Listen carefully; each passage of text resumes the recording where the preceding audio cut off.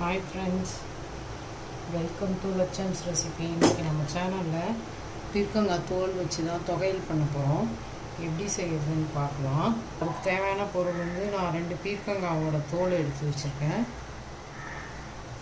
ஒரு துண்டு இஞ்சி கட் பண்ணி வச்சுருக்கேன். ஒரு குட்டி நெல்லிக்காய் சைஸில் புளி வச்சுருக்கேன். ஒரு கொத்து கருவேப்பிலை, கொஞ்சம் கொத்தமல்லி இலை, 3 காஞ்ச மிளகா காரத்துக்கு, கொஞ்சோண்டு பெருங்காயம், தேங்காய் 1/4 மூடி எடுத்து வச்சுருக்கேன். ஒரு சின்ன மூடியிலேருந்து 1/4 மூடி எடுத்து வச்சுருக்கேன் தேங்காய். இது அதுக்கு தேவையான பொருள். உப்பு 1 ஸ்பூன் வச்சுருக்கேன். 1/2 ஸ்பூன் தனியா, 1 ஸ்பூன் ஜீரகம் வச்சுருக்கேன். 4 டேபிள் ஸ்பூன் உளுத்தம்பருப்பு வச்சுருக்கேன். இப்போ இந்த உளுத்தம்பருப்பு மற்ற பொருள் காமிச்செல்லாம் அதெல்லாம் வறுத்துக்கலாம். வறுத்து எடுத்துகிட்டு அதுக்கப்புறமா தான் அந்த தோலை வதக்கணும். ஆன் பண்ணிக்கலாம். கடாயில் கொஞ்சமாக எண்ணெய் சேர்த்துக்கலாம். இந்த உளுத்தம்பருப்பை சேர்த்துக்கலாம்.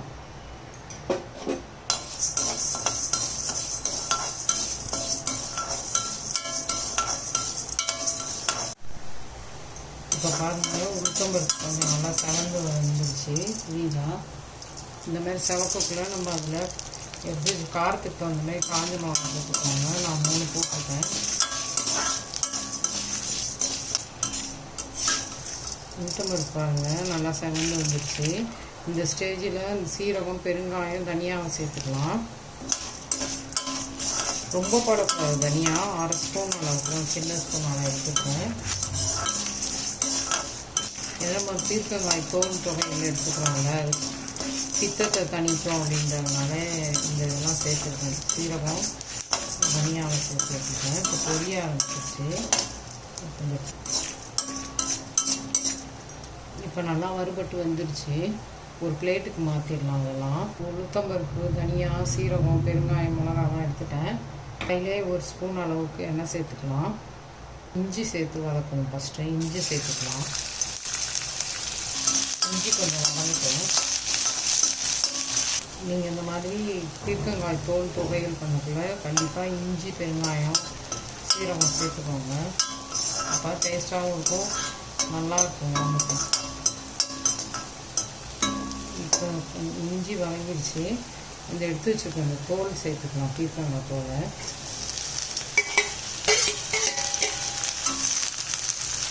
நான் 2 பீர்க்கங்காயோட தோல் எடுத்துருக்கேன். அந்த பீர்க்கங்காய் போனால் சூடாக இருக்குங்க. அந்த இடத்துல இதெல்லாம் அப்படியே வெட்டி இதிலே சேர்த்துட்டேன்.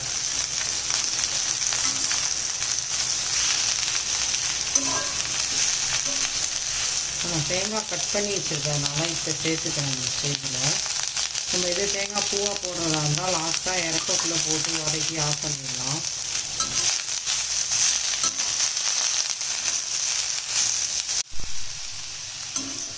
இப்போ பாருங்கள், பீர்க்கங்காய் கொஞ்சம் பாதி வதங்கிடுச்சு. இன்னும் கொஞ்சம் வதங்கணும். இது மூடி வச்சிடலாம். நல்லா வதங்கணும். வெந்து அப்புறம் தோல். இப்போ பாருங்கள், மூடி வச்சுருந்தேன். இப்போ அந்த தோல் நல்லா வதங்கிருக்கு.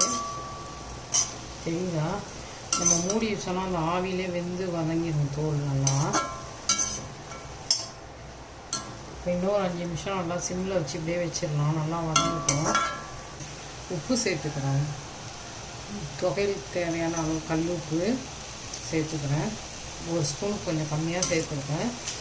நம்ம வதக்கிட்டு அரைப்போம்ல, அப்போ பார்த்துட்டு வேணால் கொஞ்சம் போட்டுக்கலாம். வேணும்னா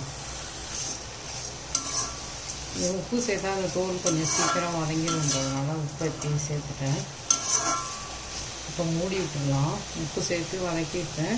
இப்போ மூடி வச்சிடலாம். இன்னும் கொஞ்சம் வதங்கணும். தொகைக்கு வதக்கணும். நல்லா வதங்கிடுச்சு தோல் நல்லா. தெரியுதா?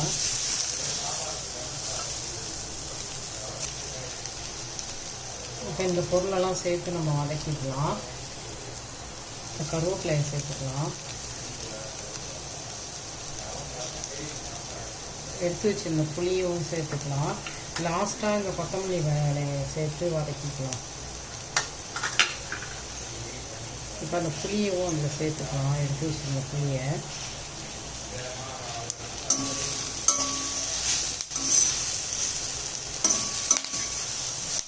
இப்போ மூடி போட்டு வச்சுருக்கோம்ல, ஓப்பன் பண்ணலாம்.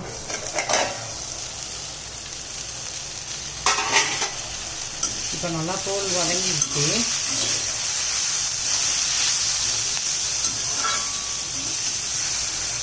அதில் புளி கருவேப்பிலை எல்லாமே சேர்த்துட்டேன். தேங்காய் இஞ்சி எல்லாமே சேர்ந்து நல்லா வதங்கி வந்துடுச்சு. தெரியுதா? இந்த அளவுக்கு வதக்கிக்கோங்க. வதங்கின உடனே உப்பு சேர்த்துருக்கோம். அதில் அரைச்சிக்கிட்டு பார்த்துட்டு வேணாலும் சேர்த்துக்கலாம். இப்போ கொத்தமல்லி இலையை சேர்த்துக்கலாம். அதில் நான் கொத்தமல்லி இலை காம்பையும் சேர்த்துருக்கேன். நல்லா டேஸ்ட்டாக இருக்கும். நல்லா சேர்த்துக்கணும். இப்போ ஆஃப் பண்ணிடலாம். இந்த வானல் சூட்லேயே அந்த தோல் வதங்கிடணும். மீடியம் இல்லை சிம்மில் வச்சு தான் இவ்வளோ நேரம் வதக்கிட்டேன். குறைஞ்சது 20 நிமிஷமாவது ஆகிடும். நம்ம இப்போ பாருங்கள், வதங்கினது எல்லாமே ஆறட்டும். நல்லா ஆறின பிறகு அரைச்சிட்டு காட்டுறேன். ட்ரை இன்க்ரீடியன்ட்ஸ் எல்லாத்தையும் ஃபஸ்ட்டு நுணுக்கிட்டு அதுக்கப்புறமா இந்த தோல் எல்லாம் சேர்த்து அரைச்சிக்கணும். அரைச்சிட்டு காட்டுறேன். இப்போ பாருங்கள், துவையல் இந்த மாதிரி குறப்பாக அரைச்சிட்டு வந்துட்டேன். பீர்க்கங்காய் தோல் துவையல் இந்த மாதிரி தான் குறன்னு அரைச்சிக்கணும். அரைச்சி சுட சுட சாதத்தில் போட்டு நெய்யில் நல்லெண்ணெய் ஊற்றி சாப்பிட்டா செம்ம அருமையாக இருக்கும். நீங்களும் இந்த மாதிரி செஞ்சு பாருங்கள். பீர்க்கங்காய் துவையல் ரெடி ஆகிடுச்சு. நீங்களும் இந்த மாதிரி செஞ்சு பார்த்துட்டு லட்சம்ஸ் ரெசிபியை லைக் பண்ணுங்கள், ஷேர் பண்ணுங்கள், சப்ஸ்கிரைப் பண்ணுங்கள். தேங்க்யூ. இப்போ பாருங்கள், பீர்க்கங்காய் துவையல் ரெடி ஆகிடுச்சு. அப்படியே சுட சுட சாதத்தில் இந்த மாதிரி பீர்க்கங்காய் துவையல் வச்சு நெய் இல்லாட்டி நல்லெண்ணெய் ஊற்றி பிசைஞ்சு சாப்பிட்டோன்னா அவ்வளோ சூப்பராக இருக்கும். நீங்களும் இந்த மாதிரி செஞ்சு என்ஜாய் பண்ணுங்கள்.